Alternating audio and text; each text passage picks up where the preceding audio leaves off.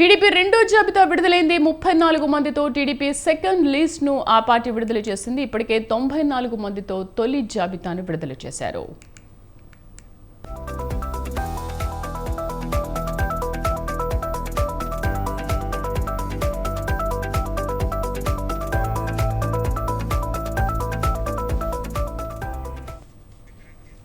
TDP రెండో జాబితా విడుదలైంది. 34 మందితో టీడీపీ సెకండ్ లిస్ట్ ను ఆ పార్టీ విడుదల చేసింది. ఇప్పటికే 94 మందితో తొలి జాబితాను విడుదల చేశారు. పూర్తి సమాచారం కరెస్పాండెంట్ సంతోష్ అందిస్తారు. సంతోష్.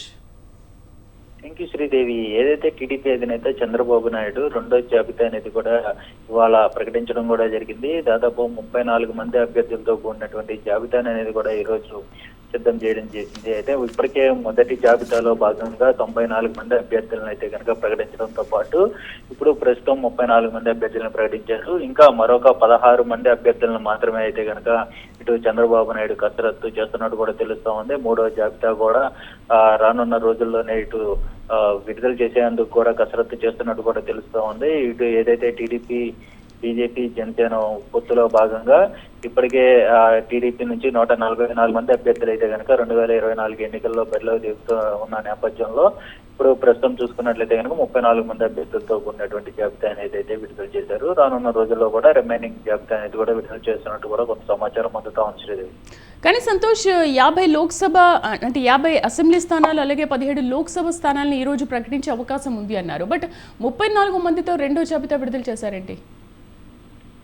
ఏదైతే ఎంపీ స్థానాలపై కూడా దృష్టి పెట్టాల్సిన ఉన్నటువంటి పరిస్థితుల్లో ఇప్పుడు అసెంబ్లీ స్థానాలపై అయితే కనుక తీవ్రంగా అయితే కసరత్తు చేసినట్టు కూడా తెలుస్తా ఉంది. అయితే దాదాపు మరొక 16 అసెంబ్లీ స్థానాలు ఉన్న నేపథ్యంలో ఇంకా దీంతో పాటు 17 లోక్సభ స్థానాలపై అయితే కనుక దృష్టి పెట్టినట్టు కూడా తెలుస్తోంది. ఇప్పటికే అసంతృప్తులు ఎవరైతే ఉంటారో వారిని అయితే కనుక బుజ్జగింపే పనిలో పడినట్టు కూడా తెలుస్తా ఉంది. ఎవరైతే సీటు ఆశిస్తారో వారికి రానున్న నేపథ్యంలో ఇటు ప్రభుత్వం ఏర్పడ్డాక వారికి కీలకమైనటువంటి పదవులు ఇస్తామన్న నేపథ్యంలోనే ఇటు పూర్తి స్థాయిలో అసెంబ్లీ స్థానాలపై అయితే కనుక ఎక్కువగా కసరత్తు చేసినట్టు కూడా తెలుస్తా ఉంది. అయితే ఇప్పటికీ రెండో జాబితాలో 8 వరకు కూడా లోక్సభ స్థానాలు అనేది కూడా ప్రకటిస్తారు అన్న నేపథ్యంలోనే ఇటు లోక్సభ స్థానాలపై అయితే కనుక కొంత పెండింగ్ పెట్టిన పరిస్థితులు కనబడతా ఉన్నాయి. అయితే మూడో జాబితాలో అయితే కనుక ఇక తీవ్ర స్థాయిలో అయితే కనుక ఉండే పరిస్థితులు కూడా కనబడతా ఉన్నాయి. ఏదేమైనప్పటికీ ఎంపీ స్థానాలపై అయితే కనుక ఎక్కువగా రానున్న రోజుల్లో దృష్టి పెట్టినట్టు కూడా తెలుస్తా ఉంది. ఏదేమైనప్పటికీ చూసుకున్నట్లయితే కనుక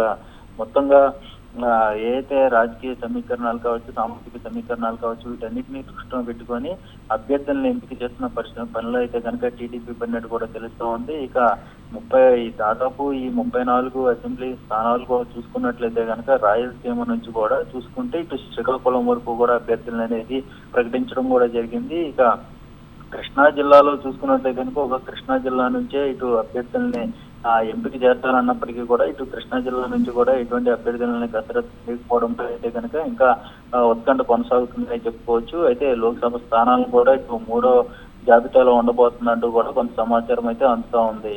సంతోష్, అసంతృప్తిగా ఉన్న నేతలతో ఏ విధంగా సమావేశమవుతున్నారు? ఎటువంటి భేటీలు జరుగుతున్నాయి వారి మధ్య? వాళ్ళకి ఎటువంటి హామీ ఇస్తున్నారు చంద్రబాబు?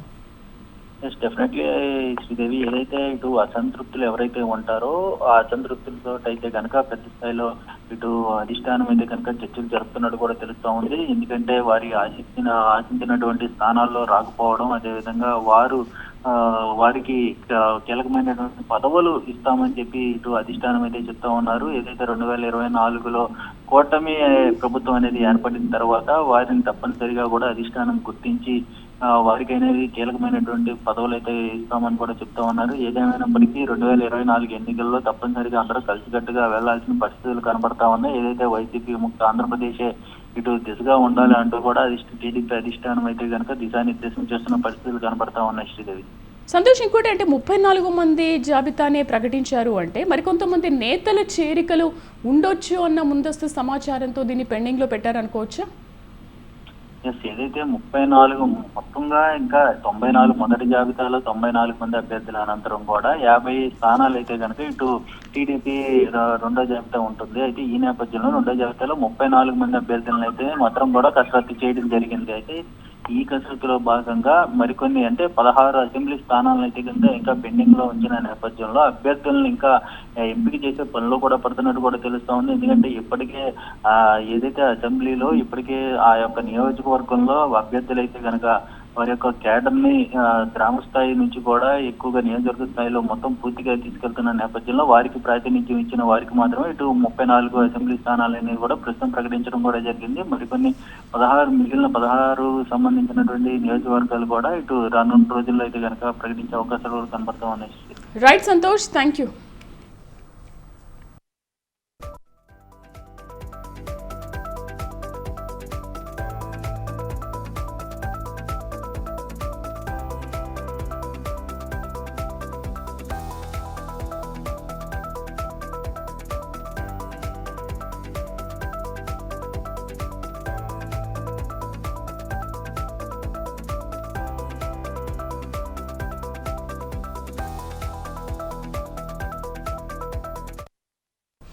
రైట్, అది టీడీపీ రెండో జాబితా 34 మందితో సెకండ్ లిస్ట్ను ప్రకటించింది. నర్సన్నపేట రమణమూర్తి, గాజువాక పల్లా శ్రీనివాసరావును అభ్యర్థులుగా ప్రకటించారు. అలాగే ఇక మాడుగుల టీడీపీ అభ్యర్థిగా పైలా ప్రసాద్ను నియమించారు. నర్సన్నపేట టీడీపీ అభ్యర్థిగా బగ్గు రమణమూర్తి కాగా చోడవరం టీడీపీ అభ్యర్థిగా కేఎస్ఎన్ఎస్ ప్రసాద్ని నియమించారు. ఇక గాజువాక టీడీపీ అభ్యర్థిగా పల్లా శ్రీనివాసును నియమించగా చోడవరం టీడీపీ అభ్యర్థిగా కేఎస్ఎన్ రాజును అభ్యర్థిగా ప్రకటించారు. అలాగే మాడుగుల టీడీపీ అభ్యర్థిగా పైలా ప్రసాద్ను ఇలా 34 మందితో టీడీపీ రెండో జాబితాను విడుదల చేసింది.